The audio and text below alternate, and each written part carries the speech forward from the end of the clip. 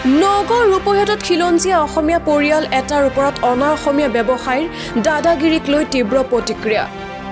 নগাঁৱৰ ৰূপহীহাটৰ ভকতগাঁৱৰ নিবাসী ভাস্কৰ জ্যোতি বৰাৰ গৃহ নিৰ্মাণৰ কামত বাধা প্ৰদান কৰাৰ অভিযোগ উঠিছে তেওঁৰ ঘৰত ভাড়াতীয়া হিচাপে থকা এজন অনা অসমীয়া ব্যৱসায়ীৰ বিৰুদ্ধে। নিজৰ ম্যাদী পট্টাৰ মাটিত ভাস্কৰ বৰা গৃহ নিৰ্মাণৰ কাম অব্যাহত ৰখাৰ সময়তেই আজি হঠাৎ অনা অসমীয়া ব্যৱসায়ী এজনৰ প্ৰৰোচনাত নিখিল বট্টা আৰু ৰাজেশ নামৰ লোক দুজনে গৃহ নিৰ্মাণৰ কামত নিয়োজিত শ্ৰমিকক কামত বাধা প্ৰদান কৰাক কেন্দ্ৰ কৰি সৃষ্টি হৈছে প্ৰতিক্ৰিয়াৰ।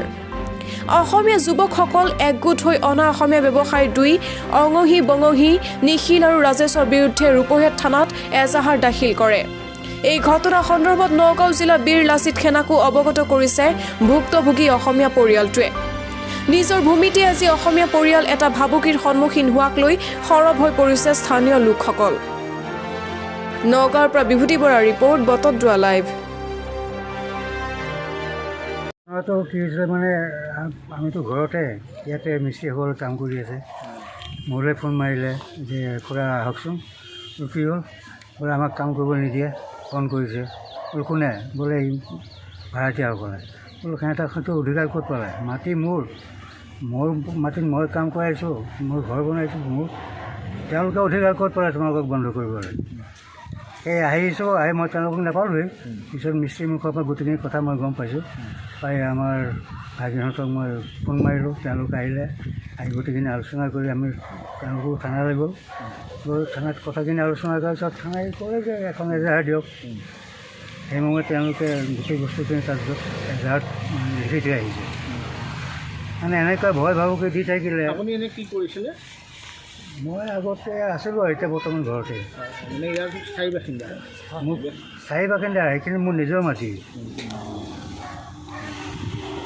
তেখেত আমাৰ স্কুলৰ প্ৰিন্সিপাল আছিল। কোম্পানী আমি কনষ্ট্ৰাকশ্যনৰ কাম চলাই আছোঁ। এতিয়া অনা অসমীয়া ব্যৱসায়ী এজন আহি পেলাই আমাক গোটেই দিনটো হাৰাছমেণ্ট দিছে, গোটেই ৰাতি হাৰাছমেণ্ট দিয়ে। আহি পেলাই ইয়াত কয় যে মাল মেটেৰিয়েল কি আছে কি নাই, ক'ৰ পৰা মিস্ত্ৰীক কাম বন্ধ কৰি দিম বুলি কয়। এতিয়া আহি পেলাই তেখেতলোকৰতো কথা আমি শুনিব নোৱাৰোঁ ন। আমি এতিয়া নিজৰ খিলঞ্জীয়া মানুহ আমি কাম কৰি আছোঁ। এই মাৰোৱাৰী মানুহজন আহিছে, অনা অসমীয়া মানুহজন আহিছে, আহি পেলাই আমাক কৈছে বোলে কাম বন্ধ কৰাই দিম, কাম কৰিব নিদিওঁ।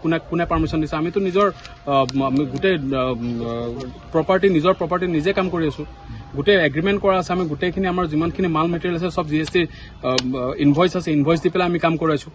এইখিনিতো আহি পেলাই ইমান গোটেই দিনটো হেৰাছমেণ্ট দিছে, একো কাম কৰিব দিয়া নাই আমাক ইয়াত। অত্যাচাৰ চলাইছে মানে। কোন হয় তেওঁলোক? অনা অসমীয়া ব্যৱসায় দুজন আছে, সিহঁতে কিবা চুপাৰী ব্যৱসায় কৰে, চুপাৰী ব্যৱসায় কৰি ইয়াতে ঘূৰি ফুৰে আৰু কিবা আহি পেলাই চবকে ইয়াত দম দি থাকে, আহি পেলাই ইয়াত স্পাই কৰি থাকে, আহি পেলাই চাই থাকে কি কৰিছোঁ কি নাই কৰা, এইবিলাক চাই থাকিব আহি পেলাই। এই এজনৰ নাম আছে কিবা লালু বুলি কয়, মুজ থাকে এইটো নামটো, হেৰি নিখিল বট্টা। আৰু লগতে এজন শকতকে এজন আহিছে, সিদিনাখন স্কুটি লৈ আহিছে আজি, আৰু আগতে গাড়ী লৈ পেলাই আহিছে। আহি পেলাই ইয়াত সোমাই পেলাই কৈ পেলাই মোৰ মাল মই নিজে চুৰি কেছত ফচাই দিম, কিবা কিবি ঢেৰ কথা মানে সিহঁতৰ। এতিয়া মানে সিহঁতৰ হয়তো আচলতে মোৰ কথাটো এনেকুৱা লাগিছে, সিহঁতে হয়তো এই মাটিখিনি মানে হেৰি কৰিবলৈ চাই আছে, দখল কৰাৰ ধান্দা আছে, ভাড়াতীয়া হিচাপে আছে। কিন্তু এতিয়া এনেকেতো হলে নহব। এইটো ডাইৰেক্ট আমি আপোনালোক আছে গোটেই সংগঠনৰ কথা ল'ম আমি চব, গোটেইখিনি আমি নিজে একদম আইনগতভাৱে আমি মানে ব্যৱস্থা এজাহাৰ দিছো অলৰেডি। ৰূপহী থানা এজাহাৰ দিছো, অলপ আগতে দি পেলাই আহিছো এতিয়া এজাহাৰ। এতিয়া বাদ বাকী আপোনালোক আছে, আপোনালোকে এতিয়া চবেই চাব। তো এই কামটো মানে আমিতো ৰখাত কোনো কথাই নাই, আমি গোটেইটো বনামেই। আমি গোটেই ডকুমেণ্ট যিহেতু আমাৰ তাত আছে, আমাৰ গোটেই ভেলিড ডকুমেণ্ট আমাৰ ইয়াত আছে, আমি বনামেই। ইহঁতে যি কৰিব যি নকৰিব সেইটো দেখা যাব গোটেইটো। অনা অসমীয়া আহি পেলাই আমাৰ ইয়াতে আমি নিজৰ কনষ্ট্ৰাকশ্যন কাম কৰি আছোঁ। আমাৰ কনষ্ট্ৰাকশ্যন কোম্পানী আছে, এয়া মোৰ নিজৰ মামা, ঠিক আছে। এই তেওঁলোক অনা অসমীয়া আহি পেলাই আজি এইটো কিমান বছৰৰ পৰা হৈ আছে। আমাৰ থলুৱা মানুহখিনিক আহি পেলাই তেওঁলোকে সদায় অত্যাচাৰ কৰে, ভাবুকি দিয়ে।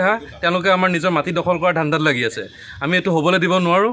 আমি বীৰ লাচিত সেনাৰ লগতো আমি যোগাযোগ কৰিছোঁ, তেওঁলোক আহিছে আমাৰ লগত, তেওঁলোক থাকিব। আৰু আমি এই ব্যৱস্থাই তেওঁলোকৰ ওপৰত যি ব্যৱস্থা ল'ব লাগে আমি সেই ব্যৱস্থা অতি সোনকালে ল'ম। আজি আমি আৰক্ষীৰ ওচৰত যাব লগা হৈছে, আমি এজাহাৰ দিছোঁ। আমি কেতিয়াও থানা দেখি নোপোৱা মানুহ, আমি তেওঁলোকৰ কাৰণে থানালৈ যাব লগা হৈছে। আৰু আমি যিহেতু প্ৰফেশ্যনেল মানুহ, আমি কাম কৰোঁ, আৰু আমি তেওঁলোকৰ কাৰণে তেনেকুৱা যাতে কাম বন্ধ কৰিব লগা নহয়, সেইটোৱে আমাৰ সকলোকে অনুৰোধ। সকলো যাতে আমাৰ লগত আহক, ওলাই আহক, এই অনা অসমীয়াৰ বিৰুদ্ধে আমি সজাগ হওঁ আৰু তেওঁলোকক আমি ইয়াৰ পৰা খেদাৰ ব্যৱস্থা লওঁ।